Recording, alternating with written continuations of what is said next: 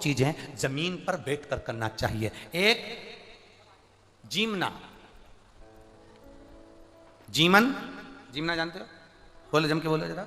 एक जीमन जमीन पर बैठकर करो और एक भजन जमीन पर बैठकर करो।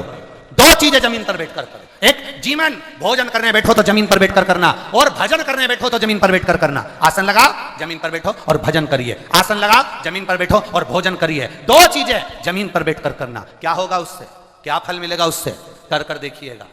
केवल जिसको शुगर हो, और शुगर जिसके शरीर में है, उसको नियम बना लेना चाहिए कि मैं कुर्सी पर, टेबल पर बैठकर नहीं खाऊंगा, मेरे शरीर में कष्ट है। बहू, एक काम कर, जमीन पर एक मोटा सा आसन लगा दे, मैं धीरे से बैठूंगा, वहां बैठकर मैं खाऊंगा। भोजन करो, और भोजन करने के पहले एक बेलपत्र शिव पर चढ़ी हुई, और भोजन करने के बाद एक बेलपत्र शिव पर चढ़ी हुई। केवल 3-4 दिन खाकर देखो, शुगर का लेवल जांच करवाना, वो लेवल में मिलेगी आपको। भोजन जमीन पर बैठकर करा जाए, भजन जमीन पर बैठकर करा जाए। जमीन का तत्व हमारे शरीर में होगा तो हमारे जीवन के रोगों को समाप्त करेगा। आजकल भोजन भजन बैठकर करना प्रारंभ कर दो। जब तुम बैठकर करोगे, थोड़ा सा तुम्हें भले लगेगा कि गुरुजी मेरे को तो डॉक्टर ने कुर्सी पर बैठने का बोला है, मेरे शरीर में कष्ट है, मेरे शरीर में रोग है। देखो, अगर तुम अंदर से बलवान हो ना, अंदर से अगर बलवान हो ना, तो बड़े से बड़े रोग को हराने की सामर्थ्य तक तुम्हारे अंदर है। और अगर तुम अंदर से बलवान नहीं हो तो रोग तुम्हें घेरता चले जाएगा। अंदर से बलवान हो गया ना, शरीर में कष्ट आ गया, तकलीफ आ गई शरीर के अंदर, रोग आ गया शरीर के अंदर, कष्ट आ गया, कोई बड़ी बीमारी भी दिख रही है कि शरीर के अंदर आ गई, थोड़ा दिन दुर्वा को लाइए। क्या लाओगे, जम के बोलो जरा। दुर्वा, दुर्वा देखिए सब लोगों ने, दुर्वा, दुर्वा के नीचे का जो भाग होता है, जब आप दुर्वा तोड़ेंगे तो ऊपर हरा हरापन रहेगा, नीचे थोड़ा थोड़ा हल्का हल्का सा पीलापन रहेगा, सफेदपन रहेगा, रहता है उसमें। दुर्वा को तोड़ते हैं तो जब दुर्वा आप लेकर जाएं, देवादिदेव महादेव की अशोक सुंदरी वाली जो जगह है, उस अशोक सुंदरी वाली जगह पर 7 दुर्वा का बल आप अशोक सुंदरी वाली जगह पर किसी भी सोमवार को समर्पित करें, और उस दुर्वा को उठा कर लिया। 7 दुर्वा 7 दिन तक उसको गीले कपड़े के अंदर अच्छी दबा के रख लें, और 7 दिन एक दुर्वा प्रतिदिन खाली पेट उसको खाना चबा चबा कर प्रारंभ करिए। और शरीर में अगर कमर में भी दर्द है, घुटने में भी दर्द है, और पीठ में कंधे के पास अगर दर्द है, 7 दिन खाकर देखना, धीरे धीरे धीरे धीरे वो दर्द अपने आप समाप्त होना चालू हो जाएगा। वो दुर्वा का आनंद हमारे जीवन में, क्योंकि भूमि तत्व को हमें मिल रहा है, भूमि तत्व से हमें प्राप्त होता है।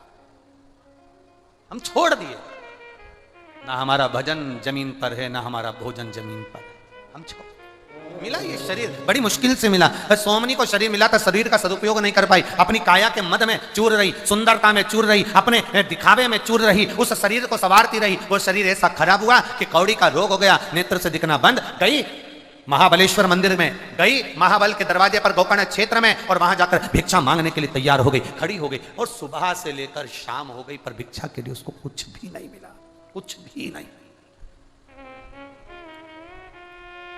कुछ ना। शिवरात्रि का दिन था, भगवान देवादिदेव महादेव का दिन, शिवरात्रि का दिन। खड़ी, अब शरीर में इतना गंध आ रहा है, शरीर में इतनी बदबू आ रही है, शरीर में इतनी दुर्गंध आ रही है कि पास में जाए तो जाए कौन, पास में पहुंचे कौन। इतना गंध शरीर में से आएगा तो कौन जाएगा, कोई ना गया। किसी एक को दया आ गई, वो गया उसके पास, उसके पास कुछ भी नहीं था देने के लिए, केवल एक बेलपत्री, मात्र एक बेलपत्री। कोई जाते जाते उस सोमनी के हाथ में बेलपत्र पकड़ा गया, बेलपत्र सोमनी के हाथ में।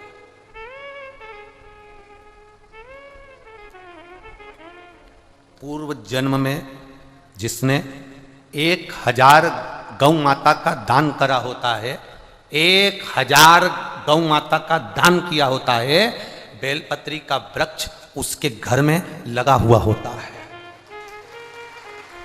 अपने जीवन काल में जिसने 1000 गौ माता का दान दिया होता है, 1000 गौ माता का पूर्व में दान किया होता है, तब हमारे घर में एक बेलपत्री का वृक्ष लगा होता है। और घर में लगे बेलपत्री के वृक्ष को जो काटता है, समझ लेना उसने हजारों गौ हत्या एक साथ कर दी हो, इतना पाप उसके मस्तक पर चढ़ जाता है।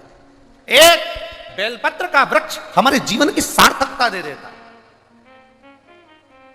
एक बेलपत्र का वृक्ष। विष्णु पुराण को पढ़िएगा, कभी मौका मिले तो लिंग पुराण को पढ़िएगा, कभी मौका मिले तो गीता प्रेस गोरखपुर के शिव महापुराण को पढ़िएगा, कभी मौका मिले तो स्कंद पुराण को बड़े आनंद के साथ में पढ़िएगा, कभी मौका मिले तो देवी भागवत पढ़िएगा। उसमें लिखा है एक बेलपत्री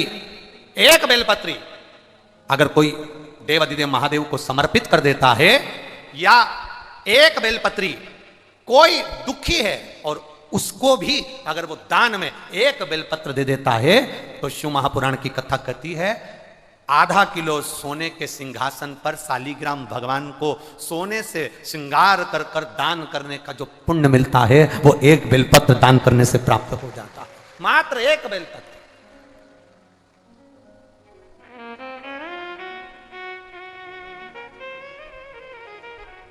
केवल एक बेलपत्र, ये जीवन का सुख देने वाली।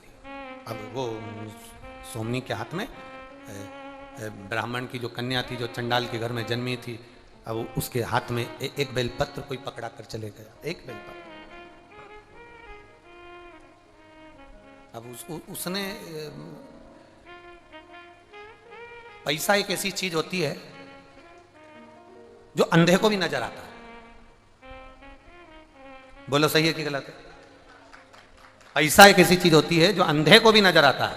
आप पैसा और एक पड़ा हुआ कागज का टुकड़ा, एक जैसी कटिंग करना कागज के टुकड़े की, बिल्कुल पैसे जैसी, और किसी अंधे व्यक्ति को वो कागज का टुकड़ा पकड़ा देना, तो वो कह देगा मेरे को बेवकूफ समझता है, तो मुझे कागज का टुकड़ा दे रहा है, तो मुझे बेवकूफ समझता है। और अगर पैसा पकड़ा दिया तो पहचान जाए। मतलब पैसा अंधे को भी नजर आता है। तो जैसे ही सोमनी को वो दिया पत्ता बेलपत्र का, और बेलपत्र का पत्ता कोई देकर चले गया, वो कोई होगा शिव का भक्त, ओघड़ी होगा कोई, अड़भंगा होगा कोई, जिसने इसके शरीर में इतनी कोड़ी के शरीर की गंध तक ना ध्यान दी, और उसके हाथ में एक पत्ता पकड़ा दिया बेलपत्र का। बेलपत्र का पत्ता आया।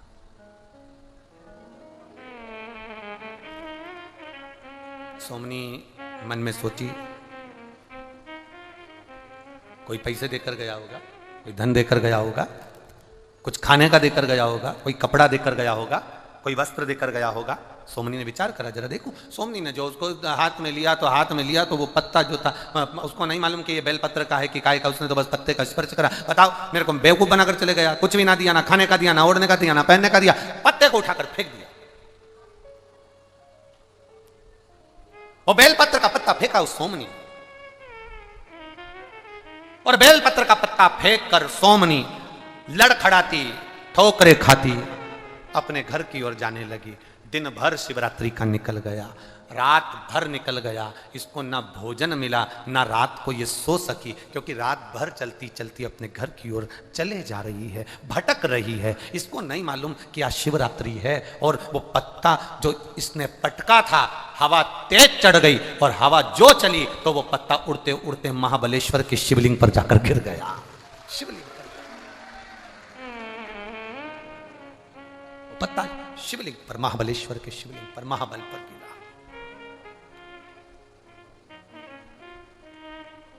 सुबह का ब्रह्म मुहूर्त था। सोमनी ठोकर खाकर जमीन पर गिरी थी, कौड़ी शरीर था, आंख से अंधी थी, रोगग्रस्त थी, प्राण छूट गए। प्राण छूटे तो मेरे देवाधिदेव महादेव नंदी लेकर उसके लिए खड़े थे।